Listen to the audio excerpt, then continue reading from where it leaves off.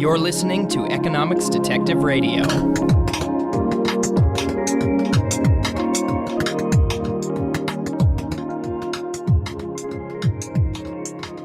My guest today is Mike Munger of Duke University. Mike, welcome to Economics Detective Radio. It's a pleasure to be on your show. So first I stole EconTalk's format, and now I've stolen Mike Munger as well. So if Russ Roberts sends me a cease and desist letter, I'll completely understand why. Russ and I have an open relationship. We both date other people.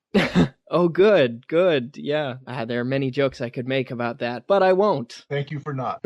So our topic today is going to be writing and thinking, let's say that, because as we'll go through, the two are intimately related. So Mike wrote a piece titled 10 Tips on How to Write Less Badly, which I'll link to at the show notes page, economicsdetective.com/writing. Now you may be thinking to yourself, hey, I thought this was an economics podcast. What does writing have to do with economics? Well, writing is what economists do, and if you write either for your career or for your hobbies, I'm sure you'll find something in this discussion that will be helpful to you. So Mike, you start your piece by saying that you've seen many talented people fail because they couldn't or didn't write. I think the impression a lot of people get while growing up is that writing is the easy subject and that math and science are hard. So how is it that these talented people get tripped up by writing of all things? Well, writing at all is not that difficult. I suppose like running at all is not that difficult. Most of us can at least run 10 meters. The point is that if you want to be a professional economist, you're one of those people who actually found math pretty easy, and you may not have practiced writing very much. So I said I've seen a lot of talented people fail because I was department chair here at Duke for 10 years, and it's hard to get tenure at Duke. It's not a reward for past behavior, it's a hire. We're trying to guess if you're going to continue to produce interesting and important research after all material incentive to do that has been removed. Because once you have tenure, you basically can't be fired.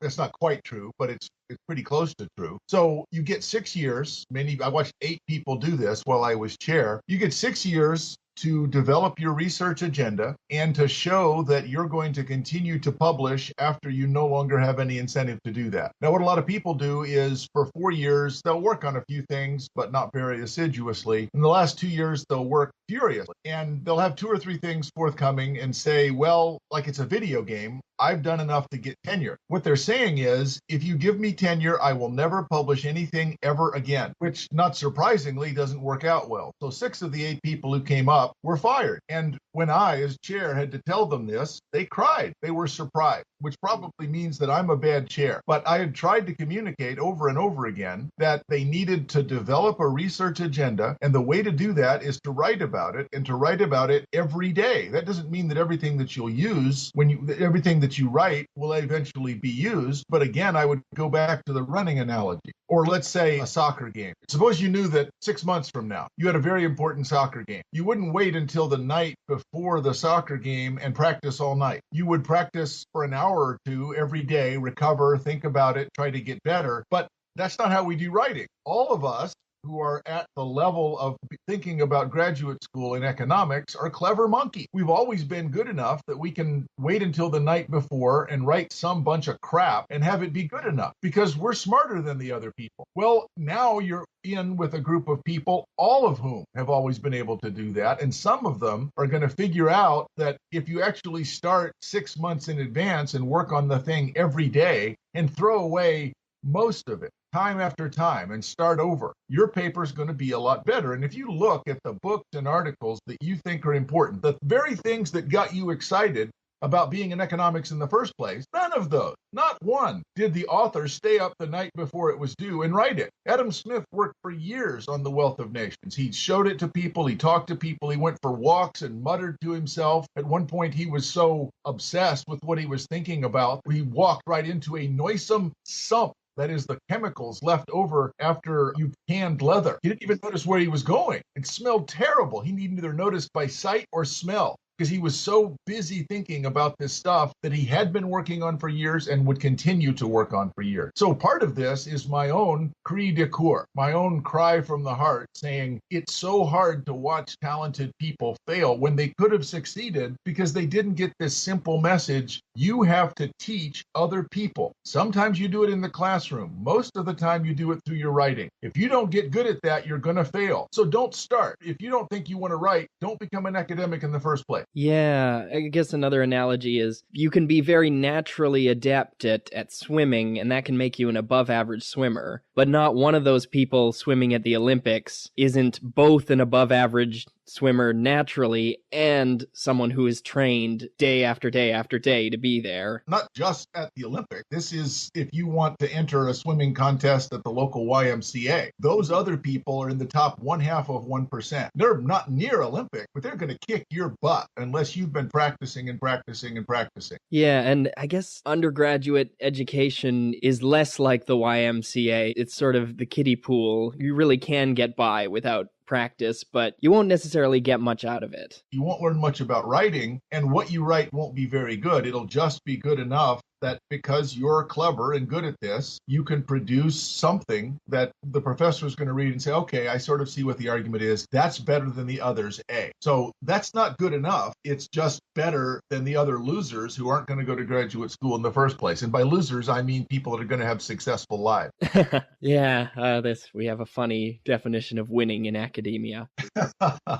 It's not clear you really want to win. Although, to be fair, getting tenure someplace and having the ability to write every day about the stuff you're interested in, there really is no better life. The problem, the 6 or 8, and in my case, 10 years, because I had a hard time finding a job that went before that. Yeah, so that's covered your first tip in that essay, which was writing is an exercise. Your second tip was to set goals based on output, not input. Can you explain that? One of the things that junior people do and that graduate students also do is to define how hard they're working by how long they spend outside of their apartment and in their office. And they might even be at their desk. They might be in the coffee shop. What they're not doing is facing the terrors of that blinking cursor. So the difficulty with any metric based on inputs is that you're not thinking, am I actually doing something? A metric that's based on output focuses more on writing. Now, that can be misleading because you can write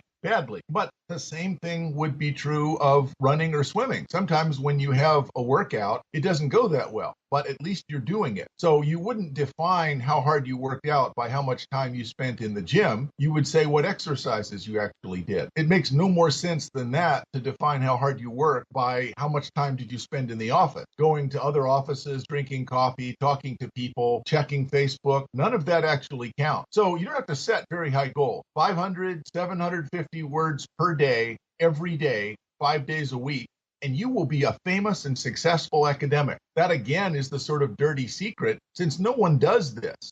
A lot of economics articles are only 10 or 12,000 words. So if you write 500 words a day and you end up throwing away 300 of those words, you're still every 10 days going to have 20,000 usable words, because that's going to be 200 times 10, 2,000 usable words. So twice or 3 times a year, you're going to have enough to have a journal article, even if you're throwing away 60% of what you write. And here's the other thing. You learn by writing. What I find frustrating is a lot of people will count reading as work, and it's not. Reading is an important input to work, just like sleep and having a good breakfast. But in order to be an academic, you have to write. And the nice thing about writing is you're writing along and you think, all right, I understand this. You're trying to summarize the argument of some thinker, and you realize, I don't understand it. Now you go back and you read it, but you read it in a way that allows you to engage in a conversation with that writer. The nice thing about writing is that it allows you to communicate over time and space. I can look at something that was written 300 years ago and try to divine what was in the mind of that writer. What is he or she trying to communicate? And good writing creates in my mind an image or a logic similar to what was in that person's mind, even though they're distant in time and space. So when I'm writing, I read things differently. I've seen people count as reading. They go through a book, they go through an article, they have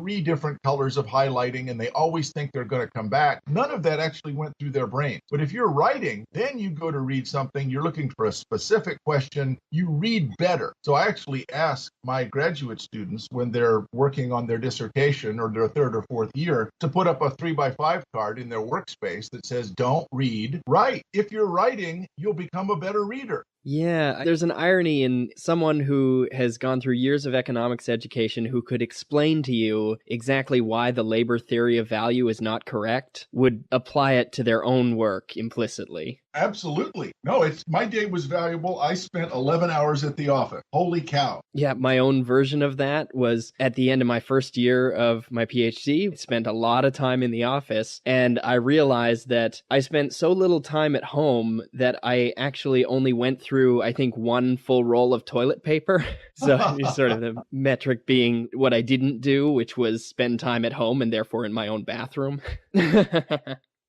Sure. Yeah.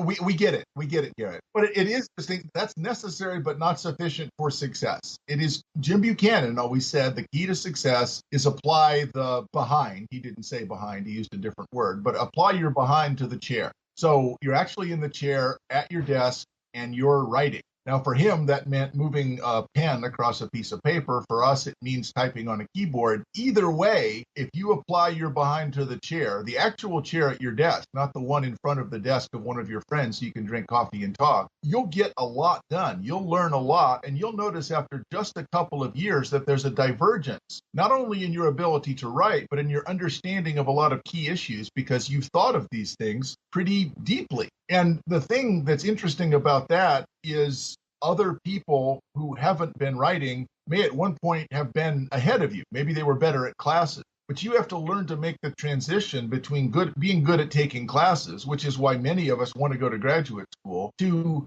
being good at expressing our thoughts on paper in a way that other people find interesting. So the emphasis on classes is misleading. Your first year in class, second year in class, you get A's, but you haven't really developed your own research agenda. That's not as good as the person that actually practices, works on writing, and after a year or two has developed a talent. And Adam Smith has an interesting story about this with the street porter and the philosopher. So the street porter and the philosopher are not as different as the philosopher wants to think. The difference was the street porter spent a lot of time carrying bags, and the philosopher spent a lot of time reading and writing. Well, after just a few years, they seem like different people, but it's because hour by hour, the philosopher spent time writing. You can be the philosopher. If you don't write, you're going to stay the street porter. Another tip you give is to find a voice. Don't just get published. But isn't getting published the point? What's wrong with making that your end goal? Well, let's think about entrepreneurs. Suppose you have 2 people who fancy themselves to be entrepreneurs. One of them says, I want to make profits. I don't care how. The other one says, I have a vision of this great product that's going to transform this industry. Who's more likely to make profit? The second. Paradoxically, the second. Well, if I say, I don't care about what I write, I just want to get published, my work is going to suck. It's going to lack any kind of imagination or motivation, or the reader is going to look at it and say, I don't even understand, why is this guy writing? But the person that's found something that he or she is passionate about is actually more likely to get stuff published. So paradoxically, the way to be published is to be passionate about what you're writing. If all you're trying to do is get published, that's going to come through. It just seems instrumental. This isn't very interesting. Yeah, so Scott Alexander, writing at Slate Star Codex, had an article recently where he made the distinction between what he called pushing and pulling goals, where a pull goal is when you want to achieve something, so you come up with a plan and a structure, whereas a push goal is where you have a plan and a structure, so you scramble to try to find something to achieve. This strikes me as another version of the same thing, where just getting published, you want 30 pages, double-spaced, with some graphs in there, and you don't really care what your message is. That's just not a good way to write, is what I'm hearing. Right. It's not a good way to write good things. And again, Jim Buchanan, who is one of my heroes, when he would interview prospective job candidates, particularly people who were young, he would pose, and this I'm not quoting him exactly, but it was something close to this. Suppose you had 3 choices. You could be, for 5 years, the most famous economist writing for the New York Times and be on talk shows. B, you can win a Nobel Prize. C, you can write something that people are still going to read 100 years from now. Which one would you pick? And Jim was he actually achieved B, obviously. He won the Nobel Prize, but he was interested in people who at least had some aspiration to C. What are you working on that someone's going to want to read 100 years from now? Now, you may fail in that, but if there's not something that you're working on that at least has that aspiration, then it's going to come across that your work is just shallow, superficial, not very important, and honestly, not really worth doing. That has got to be the hardest interview question I've ever heard. Well, he was pretty scary. I interviewed at George Mason and talked to him, and I was desperate for this job. I really wanted the position at George Mason, and it turns out Jim Buchanan found me wanting. So I went through this and ended up on the wrong side of that line, and it has stuck with me. So now I do try to have some answers to that question, at least to myself. So I try to work on things that are of some importance. But it was terrifying to be interviewed by him anyway. And when he asked that question, you're really just trying to get a job. You haven't published anything. You're trying to finish your thesis. That sort of seems far away. But he was absolutely right to have, I want people who have that kind of mindset. One of your tips is that everyone's unwritten work is brilliant. How is it brilliant? Well, in my mind, I have an argument, and the premises make sense. The logic by which those premises are developed and integrated makes good sense, and the conclusion is important. Now, the problem is when I write it down, it turns out there's some holes in it. And when I examine those holes and sort of work at them, it's like you're thinking about moving into an apartment and you touch the wall gives way and a bunch of cockroaches come out. It's pretty scary. Most of us, the arguments that we have in mind, particularly if you haven't really worked, and by writing here, I would count a model. So I have an intuition about how something's going to work. I work out the steps in the model, and it turns out step 4 is a miracle occurs here. Well, you can't actually use a miracle as a step in an argument. And that means the argument's not very good. But you don't know that until you write it out. Well, that's why many people don't write it out. And one of the things that I talk about in the article is don't be that guy. And the guy that I have in mind, I actually knew a person like this. Most graduate students, when I talk to them, say, oh yeah, I know that guy. The guy he's a 3rd or 4th or 8th year graduate student, and you meet him at a bar or somebody's house, and he's got a cigarette, and the other hand, he has a drink. He takes a long pull on the cigarette, and then for 2 or 3 minutes, he tells you what his dissertation is about. And you say, holy smokes, that's amazing. What you're going to do is so important. And you tell somebody else that the next day at the office, and they just laugh and say, yeah, he's been working on that 200-word speech for 5 years. He's never written anything. So, the young people are all terrified of this guy. The older people all realize he's a loser because the older people all realize they have trouble summarizing their argument because they're in the middle of writing it, and there's several places where it says a miracle occurs here. He hasn't thought about it enough to know where the impossible miracles would be required in his argument. He's just smoothed this over and he's practiced this pat little pathetic speech. So if you're working as hard as you need to be, you're going to be confused and miserable and not sure that it's right because only unwritten work is brilliant. If you're actually working on it, you know better than anyone else where all the holes are and where all the places where if you touch the wall, the cockroaches come pouring out. So don't be that guy. It's easy to be the hero of them. And notice that this 8th year graduate student only hangs out with the 1st and 2nd year grad student because those are the only people that still believe his crap. Yeah, one of the most frustrating things about being human is how little connection there is between the way our brains seem to work from when we're sort of observing ourselves from the inside and the way they actually work. So when psychology really came into its own as a field, psychologists quickly discovered that introspection really wouldn't get them very far because it's so misleading trying to study a brain from the inside. And part of this is your brain can come up with some really half-baked ideas that seem so brilliant. Like if you've ever... There's a lot of plausible things. It just turns out that a lot of those plausible things seem to be false. And if what you do is practice making them sound more plausible, you can fool people. But that's why we have con artists. So you're exactly right. Human beings are basically set up to accept confidence for authority, but they're not the same thing. Authority is someone who's really thought about it and has developed an argument. Confidence is someone who has refused to develop the argument and just believes out of faith that they're correct and they've practiced their little thought. So another way to put it, and you're right to bring up psychology, is we can be fooled by confidence into thinking that it's authority. Yeah. If you've ever had a dream where you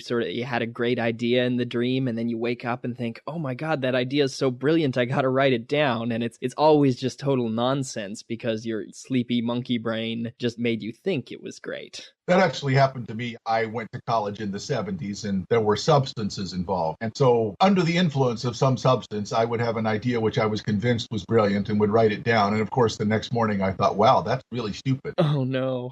At least you wrote it down, so you didn't spend years pursuing it. Even then, I wrote it, yes. So one of the tips you have is to pick a puzzle. What did you mean by that? Well, it's often hard to get started. So there's two reasons to pick a puzzle. One is that it's actually interesting, and the other is that it's rhetorically useful to be able to engage the attention of the reader. So I give examples of different puzzles. In economics, one of the most common is theory says this, empirical results say this, they're contradictory. What's missing from the theory, or how has the empirical test been conducted badly? Another would be person A and person B have the same set of assumptions, but they come to different conclusions. What is it about their models that causes this divergence? So if you have a puzzle like that, and the most important one, the third one, the most important one, is suppose that there's this phenomenon and we don't really understand it. And then there's this other apparently unrelated phenomenon, and we don't really understand that. Well, it turns out when you think of it correctly, both of them are the result of this economic principle, and no one has recognized the fact that we can tie all this together. So as theories become stronger, they generally become simpler and more general. So an increase in simplicity and generality means that you can bring more apparently different phenomenon under a single explanatory umbrella. And that's interesting to say, you think this is different, but it's the same. So it's both a good research technique, if you can do it, and it's engaging to the reader. So if you're not sure how to start thinking in those terms, then the easiest one is theory says this, empirical results say this. Do we need a better theory or better testing?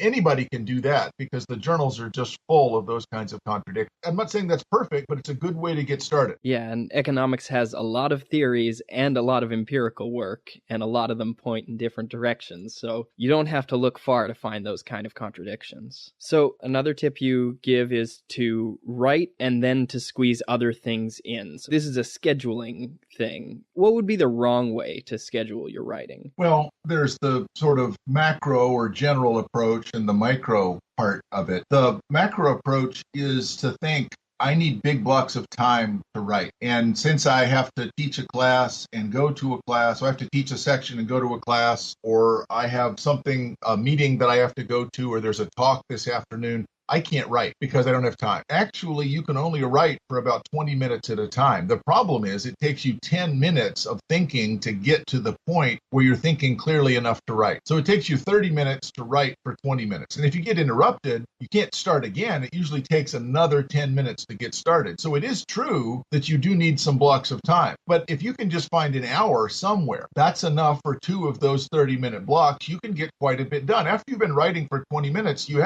probably have to stop, get up and get a cup of tea, walk around, because you can't concentrate for that long. So all you need is an hour or so to be able to write. So the macro consideration is don't think, well, since I have 2 meetings this day, I can't write anything. The micro consideration is when to find the particular hour or 2 that you're going to write. And what many people do is they schedule their meetings or classes they have to teach at times when they're the sharpest mentally. And that's a mistake. What you need to do is find the time that you're sharpest mentally. For me, it's first thing in the morning. For many people, it might be late at night. I'm a little skeptical of the late at night because they waste all the time between 9 p.m. and 1 a.m. and then they write for 1 hour and said, man, I really worked till 2 o'clock. That was great. Yeah, but what about the 4 hours between 9 p.m. and 1 a.m.? So I'm not so sure about the late night people, but okay, fair enough. Let's suppose they actually are using their time wisely. Pick the time that you're the most mentally sharp and schedule your time to the extent that you can control it to make sure that is reserved for writing and schedule everything else around it. And what I found is that I can take the time when I'm least mentally sharp, which is between about 3 and 7 p.m., and I try to schedule my teaching then. Now that seems cynical, but I like teaching so much, and there's the energy that you get back from students that are interested and interesting that it's like super caffeine. So you can actually get up for teaching or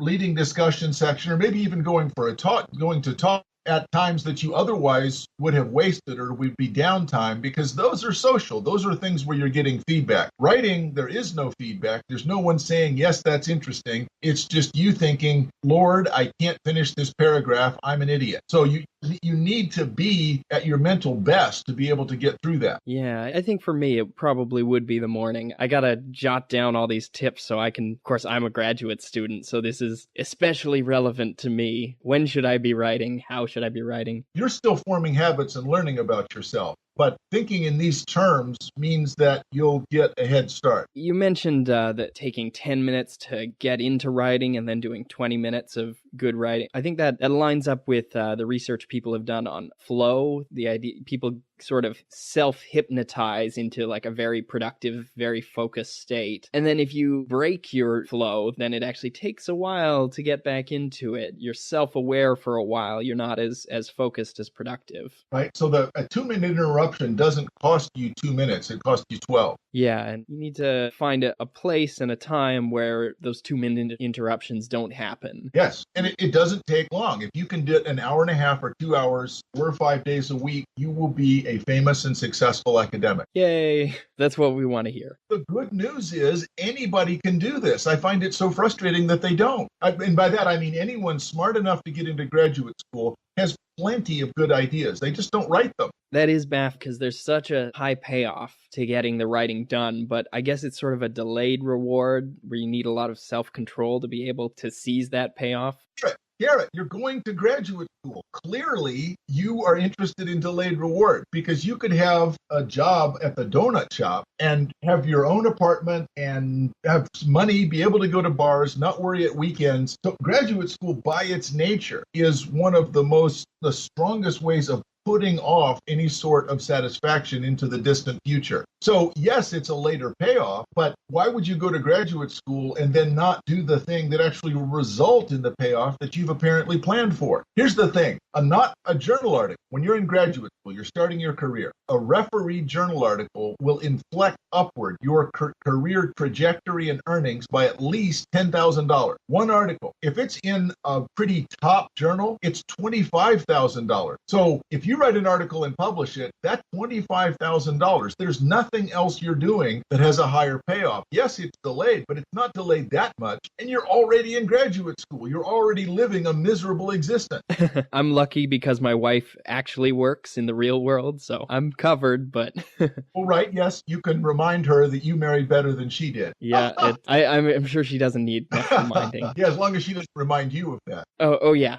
Try to avoid that. Well, I see graduate students who will teach during the summer and get paid $4,000. You can write an article in the summer. That's at least $10,000. It makes no sense. Your discount rate would have to be awful high. And if your discount rate is that high, why are you spending 6 years in graduate school in the first place? Yeah, that is the question. But yeah, I guess there's the difference between I suppose you could be credit constrained, but that's a whole other issue. You'd have to be really constrained for that to make sense, because you can probably eat just beans and oatmeal for a couple of months. And the payoffs to writing an article really are huge, because the way that it works out is the first job that you get is 2-2 teaching load at a research school and smart colleagues and the ability to go to conferences because they'll pay for it, or a 4-4 teaching load with colleagues that hate you and their own existence and no support, no outside talk. So even if the same person, a clone of the same person, starts in those two jobs, the difference in their career trajectories is going to be enormous. Plus, you already have a journal article published, so you'll start with a higher salary. So that first job makes a big difference to where you'll be in 10 years. So you have to be pretty credit constrained not to take that into consideration. The way it works with the $10,000, it's not that you get a $10,000 payment, it's that you get a bigger raise or a bigger starting salary and then present. With better colleagues, more articles. Yeah, the 10,000 is the present value. Well, but again, economists should understand present value, and they're in graduate school, so they must have a low discount rate. So those are the ones I would expect to say, I'm not going to teach. I'm going to borrow against my own future earnings. I'm going to loan myself this money and live really cheaply and write an article instead of teaching. Oh man, I'm just jotting all this down. Okay, don't teach in the summer. Of course, some teaching is important. You do need to become a good teacher. Yes, the kind of teaching that we tend to do in the summer is pretty different, but you should, there's no question, you should be able to point to one class that you have yourself designed the syllabus for and had primary responsibility for teaching and grading when you go on the market. So I'll give you one. So over 5 years, yes, you should have taught one class yourself. But TAing is not. It pays, but it doesn't pay as well as writing. Right. And when you go on the market and they say, what teaching experience do you have? And you say, well, I TA'd 4 times. They're going to stare at you like you're an idiot because you are. Okay. So one tip you give in the article is to edit your work over and over. So what is the editing process like for you? Well, it's terrible. I've written a number of books. I just was yesterday working on an analytical book review that's about 15 pages long. And I looked at it this morning and said, half of this is unusable. So I crossed it out and started over. I was thinking it was almost done. And then I thought, well, this is stupid. So even just one day later, I looked at it with much more critical eyes. So I would say it takes me at least 10 complete rewrites to get to the point where I think my article is worth showing to someone else. And then they usually have comments that require me to rewrite it at least 2 more times. So the difficulty is everybody's first drafts are bad. Now, I do have a talent. I write extremely fast, but badly. If you had to pick, that's a pretty good way to be an academic because I also edit fast. So I can go through, I can do a rewrite pretty quickly. And every time I rewrite it, it becomes dramatically better. So there are people who write very slowly, but well, they're going to have more trouble because a lot of times you don't know enough about your subject. It's well written, but the subject is not very good because you need to learn more about it. So I have to admit, I learned this in some ways from a master. Douglas North was one of my dissertation advisors, and Douglas North won the Nobel Prize in economics in 1993. And Doug was famous for going and giving a talk, and it would be 12 pages long and have 4 citations, 2 to Douglas North, 1 to Adam Smith, and 1 to a more recent economics paper. And the people in the audience would say, Doug, this is terrible. If you were going to do this, here's what you would do. And you need to go read these 5 papers. All of them have written on your subject, and they're better than yours. And he would write it down. He would write down their names. He would make sure he got the citations. And next time he presented the paper, now it would have 9 citations, the 4 he started out with and the 5 that had been suggested to him. And he had added all of the suggestions. And the paper actually wasn't terrible now. But still, people would see it and say, oh, no, here's what you need to do. So he would go around, and it was almost as if he was outsourcing the references because he didn't read anything unless somebody said it was relevant. And he was outsourcing a lot of the ideas. And he would thank everyone. I'm not saying he was plagiarized. He would gratefully acknowledge the suggestions of so-and-so. And in a footnote, he might say, this was suggested by so-and-so. But you write it, you go present it, you get comments, you think about it, you write it again. That is the way to be successful. And when it comes to editing, one of the things that you can avail yourself of, and actually this has become kind of a meme, people argue about whether they're Munger compliant. Munger compliant means that you have 3 articles at journal. And if you don't have 3 articles at journals all the time, you're not Munger compliant. Well, the reason that that's important is think in comparison to computer programming. So if I'm going to write a program or a job and send it to a computer, I don't stare at the code and try to make sure that the logic and syntax are correct. I submit the job and then it'll come back with error message. Here at this step, you've left out a semicolon, so it won't run. You can't compile the code that you've written and it won't run. Nobody stares at the code to figure it out. They submit it to the computer and get back the error message. That's how journals work. You get this off your desk. You don't stare at the paper over and over again to make sure the code works. You send it to a journal. Now, yes, it takes a few months. That's why you have to have 3 papers out at all time. You have to diversify your portfolio of risk because there's a random element to this. Some good papers get turned down, but some not very good papers get accepted because you get a lucky draw on the referee. So you send it out, it comes back, the referee says, no, here's what you should do. Add these 5 references. It's sort of like what Doug North did, and you do. It becomes a much better paper. I've had some of my better papers turned down at 5 journals before they were finally published. And when they were published, they were pretty good. But that was because I had outsourced a lot of the research to smart referees.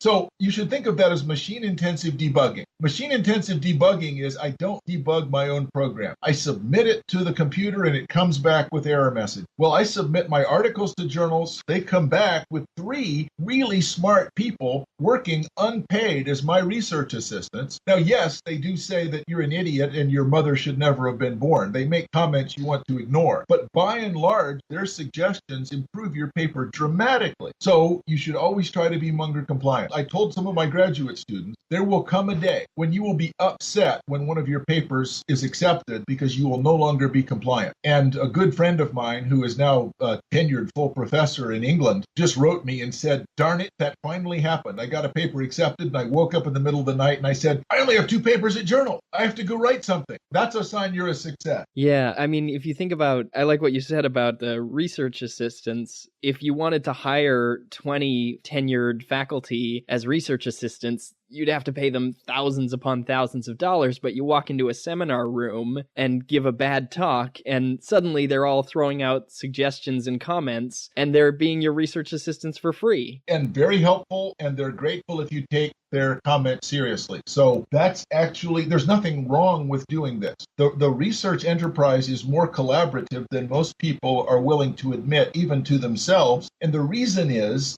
because those useful comments come wrapped in you're an idiot. But if you can unwrap that and just take the kernel, the content of the message, because a lot of times when you give a seminar, one of the problems with giving a seminar is you learn all the problems with the paper. And economists are pretty harsh and aggressive about making their criticism. Think of them as research assistants, and it makes you much. I was surprised. Doug North, this was after he won the Nobel Prize, people would just viciously say, this is completely worthless. I would be embarrassed to write this, and I don't have a Nobel Prize. I don't see how you can do this. And Doug would just nod, And then they would say, and here's what you should do. He'd write it down and thank them. Didn't make him mad at all. He didn't care. Okay, so developing a thick skin seems to be an asset here. No, what you said is right. Think of them as research assistants. What do you care what your research assistant thinks of you? As long as they help. Yeah, they do a good job. They give you your suggestions. You sift through them and make your work better. Now, often when I get back referee reports and they're harsh, it'll take me a day to get over oh man, I thought this was a good paper and they didn't like it. But then I'll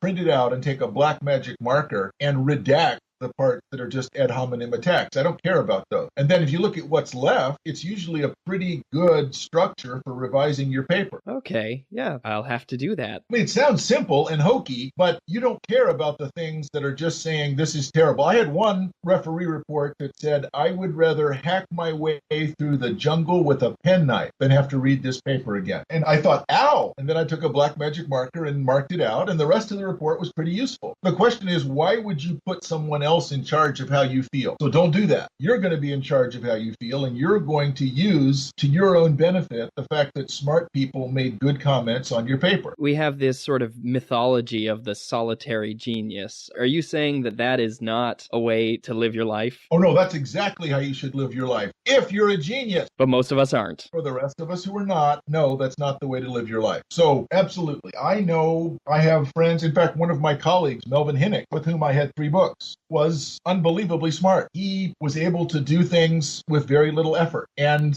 he would often just throw out ideas and let someone else write them up because he was bored with writing them. So if you're smart enough, yes, you can totally do that. My message is all you have to be is basically average intelligence for a graduate student. And if you spend a lot of time learning how to write, you will also be a success, maybe more successful than that solitary genius. It's not fair, but it's true. There's part of its humility to realize when you are not a solitary genius and when you need help. But couldn't the genius also do better if he used other people as his research assistants and did all the things that a non-genius would do? Sure, yes, but they're not willing to spend the effort for the most part because they've never had to. There are people that are just so good at sprinting or so good at swimming that as long as they practice pretty hard, they don't need to worry about learning other techniques. So one of the reasons that I am a coach about writing is that I was such a terrible writer. Most people who are really good at something are terrible coaches because they had a knack for it. It's the people who had to scratch at the margin and who weren't really all that good, but managed to be at least somewhat of a success because they thought about technique and they focused on getting better. Those are the best coaches. So in almost every sport that I know of, the best coaches were the marginal player. And I was a marginal player. So the reason that I talk about writing is that I was terrible at it. But you are now a success, and we can all learn from your example. I am now a philosopher, not a street porter.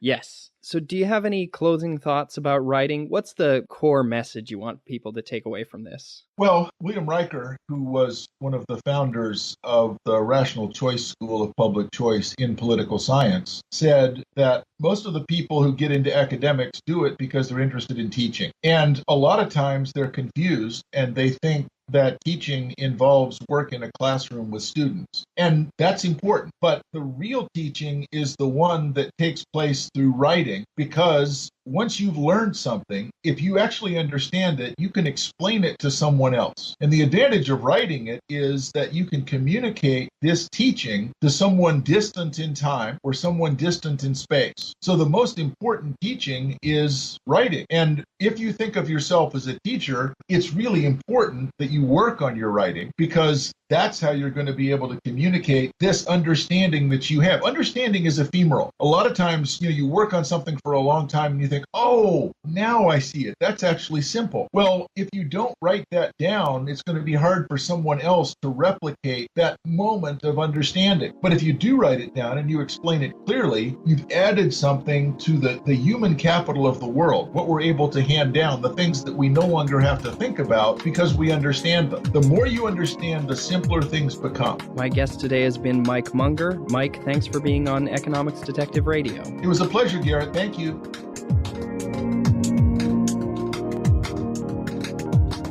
As I mentioned early on in the episode, the show notes for this episode are at economicsdetective.com/writing. We'll have a link to the original essay we were talking about, 10 tips on how to write less badly, as well as my summary of the whole conversation. I think have a lot of useful things there, particularly for the current and future graduate students I know I have in the audience.